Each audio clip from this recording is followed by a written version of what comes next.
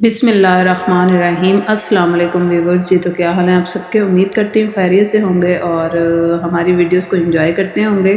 چلیں جی، آج ہم لوگوں نے اسلامک واقعات کے ساتھ ساتھ ہم لوگ یہاں پہ اپنے چینل پہ اسلامک معلوماتی ویڈیوز بھی اپلوڈ کرتے ہیں۔ تو آج جو ہم ویڈیو اپلوڈ کر رہے ہیں وہ دریائے فرات سے نکلنے والے سونے کی حقیقت کے بارے میں ہے۔ تو چلیں جی، ویڈیو کا آغاز کرتے ہیں۔ دریائے فرات کا خشک ہونا بھی قیامت کی نشانیوں میں سے ایک اہم نشانی کی جانب اشارہ کرتا ہے۔ اسی دریا کے خشک ہونے کے بعد دنیا کی آخری جنگ ہرمادون یا آرماگڈن جنگ کا آغاز ہوگا، جسے قیامت کی باقی نشانیوں کی طرح اس نشانی کے بارے میں بھی حضرت محمد صلی اللہ علیہ وآلہ وسلم نے فرما دیا تھا۔ حضرت ابو ہریرہ رضی اللہ تعالیٰ عنہ فرماتے ہیں، حضور صلی اللہ علیہ وآلہ وسلم کا فرمان ہے کہ قیامت اس وقت تک قائم نہ ہوگی جب تک دریائے فرات سونا نہ اگل دے، یعنی دریائے فرات سے سونے کا پہاڑ نہ نکل آئے۔ اس سونے کی وجہ سے ایک خوفناک جنگ چھڑے گی جس میں 100 سے 99 شخص مارے جائیں گے، جبکہ ہر شخص کی یہ سوچ ہوگی میں اس جنگ صحیح سالم نکل کر اس سونے کو حاصل کر لوں۔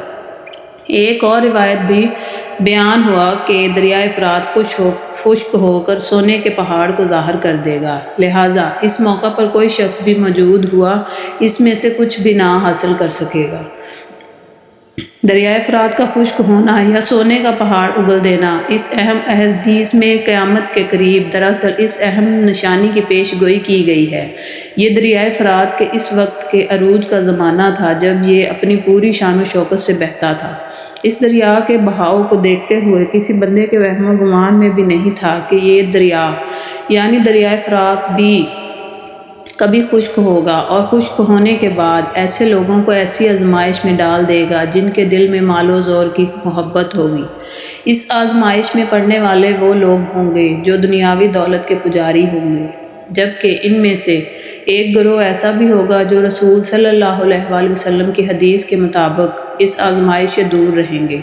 یہ آزمائش ان دو گروہوں میں فرق کو واضح کرنے والی ہوگی۔ فرات دریا اپنے اندر ایک پوری تاریخ کو سموئے ہوئے ہے۔ فرات یعنی صاف پانی۔ اس دریا کی شروعات ترکی سے ہوتی ہے، شام، عراق، گلف سے جا ملتا ہے۔ نہر القمہ، جسے اسی دریا کے ایک کنارے سے نکالا گیا تھا، اسی نہر کے کنارے واقع کربلا پیش آیا جب امام حضرت حسین رضی اللہ تعالیٰ عنہ اور ان کے ساتھیوں پر اس دریا کا پانی بند کر دیا گیا۔ یہی وجہ ہے کہ اس دریا کے متعلق اسلامی تاریخ و روایات میں متعدد جگہ پر ذکر بیان ہوا۔ کلومیٹر لمبائی کے ساتھ دریائے فرات ترکی سے 2900 شروع ہوتا ہوا عراق و شام سے گزرتا ہے۔ دریائے دجلہ، جس کے بارے میں کہا جاتا ہے کہ اس دریائے کے ذریعے انسان نے زراعت کی ابتدا کی تھی، ان دونوں دریاؤں کا ملابرشن گلف میں ایک دوسرے سے جا ملتا ہے، جسے شتول عرب کہا جاتا ہے، اور اسی دریا کو ایران و عراق کا بارڈر بھی کہا جاتا ہے۔ اس زمین کو بحر الزرین کہا جاتا ہے، جس کی سرسبز رنگین ہونے کی وجہ سے فرات و دجلہ دریا ہیں۔ اس سرزمین میں بہت سے تہذیبوں نے ترقی بھی کی، کیونکہ یہ ایک وقت میں یہ سرزمین انسانی تہذیب کا امین مرکز تھی۔ بابل کے قدیم دارالخلافہ کی بنیاد اسی دریا کے کنارے سے رکھی گئی۔ بعض روایتوں میں دریائے فرات کے پانی کو پاک و فضیلت میں بیان کیا گیا ہے۔ اس دریا کا پانی بھی جنت کا پانی شامل ہوتا ہے، جو ساتواں آسمان پر موجودہ سدرۃ المنتہا کی جڑوں سے نکل کر اس دریا میں شامل ہوتا ہے۔ بہرحال اس بات کو آج سائنس کے دور میں بھی ثابت کرنا مشکل ہے کہ یہ پانی ساتویں آسمان میں موجود بیری کے درخت کی جڑوں سے نکل کر اس دریا میں شامل ہو رہا ہے۔ اس بارے میں مالک کائنات بھی بہتر جانتا ہے۔ حالت میں شائع ہونے والی دریائے فرات کے پانی کی مقدار کو ماپنے والے پلر کی تصویر کو سوشل میڈیا پر بہت پذیرائی ملی ہوئی ہے، جس میں دریائے فرات کے پانی کو خشک ہونے کی طرف اشارہ کرتے ہوئے سوشل میڈیا پر مختلف رائے شروع ہو چکی ہیں۔ کچھ لوگوں کے مطابق اس دریا سے ملنے والے تیل کو سمجھانے کے لیے سونے سے مشابہت کی گئی ہے، اور کچھ کا خیال ہے سچ میں دریا سے نکلنے والا سونے کا پہاڑ دریافت کر لیا گیا ہے۔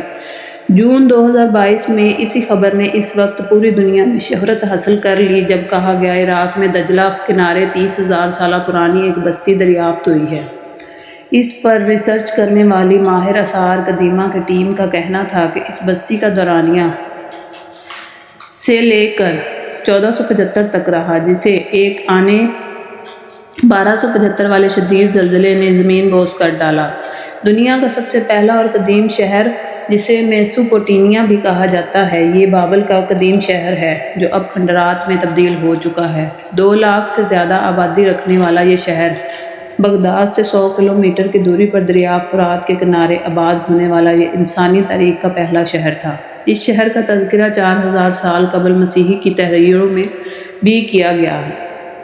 دنیا میں سب سے پہلے قتل کا واقعہ یعنی حابیل و قابیل کا پیش آیا۔ اس وقت تورات کے مطابق حضرت آدم علیہ السلام بابل عراق کے علاقوں میں ہی رہتے تھے۔ حابیل کو قتل کرنے کے بعد قابیل اپنے اہل و عیال کے ساتھ بابل کے پہاڑوں میں جا چھپا، جس سے اس جگہ کا نام بابل پڑا، اور بابل کے معنی ہے جدائی۔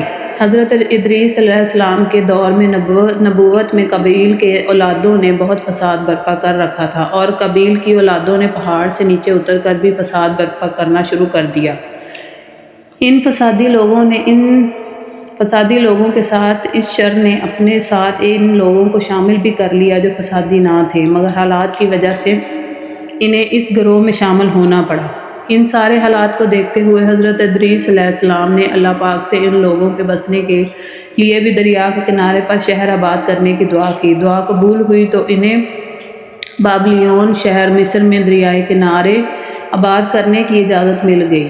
بابلیون، جس کا معنی ہوا اچھی فرقت یا اچھی جدائی۔ اس شہر کے تباہ ہونے کے بعد اب حال میں جب اس دریا سے وہ کھنڈرات دکھائی دیے تو لوگوں نے اسے سونے کی پہاڑ سے تشبیہ دے دی، مگر ان پہاڑ اور رسول اللہ صلی اللہ علیہ وآلہ وسلم کی حدیث مبارکہ کا آپس میں کوئی تعلق نہیں۔ ہاں، یہ الگ بات ہے کہ یہ ایک وہم مبالغ کھوج ہو سکتی ہے جسے ماہرین سونے کے پہاڑ تشبیہ دیتے ہیں۔ دریائے فرات میں پانی کی سطح کم ہونے کی ایک وجہ بننے والے یہ ڈیم بھی ہو سکتے ہیں جو ترکیہ اور شام نے زیادہ تعداد میں بنا رکھے ہیں۔